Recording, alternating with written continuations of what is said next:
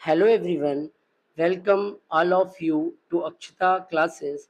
Today we will do dictation of Kailash Chandra's volume 1 transcription number 32 part 2 whose speed will be 80 words per minute. Your dictation will start in next 5 seconds. 5, 4, 3, 2, 1. Start. Unemployment is mounting up and we have not been able to generate enough employment opportunities to provide even for those people who are entering the labor market today, perhaps to the extent envisaged during the third plan. The point that I want to make is that it is not quite justifiable to take only one aspect of the third plan period, namely the exigencies of capital mobilization out of the context of the general economic situation in the country. When we are therefore making this huge tax effort, we will have to apply our mind with equal seriousness, if not more, to see that the income generation in the community is as great as is envisaged, so that the savings and investments could be effected without disturbing unnecessarily the consumption pattern in the community.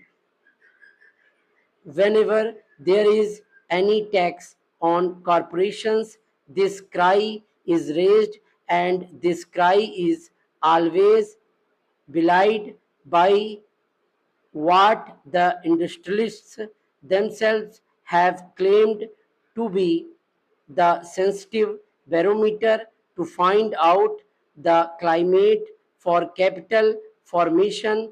I mean the stock exchanges.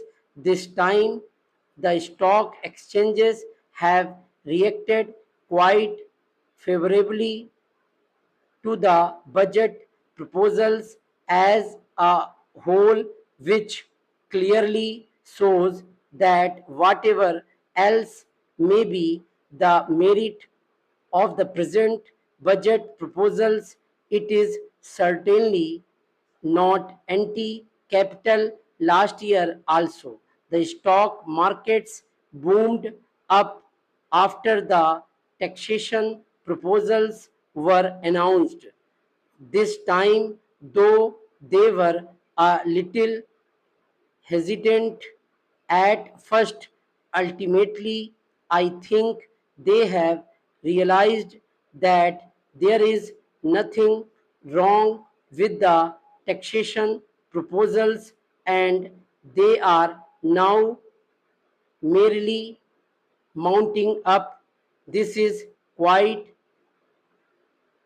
natural because there are so many benefits and advantages in our economy today that it is not difficult for the corporate sector to observe a small rise of 5% in the corporation tax, which has been proposed by the Honorable Finance Minister.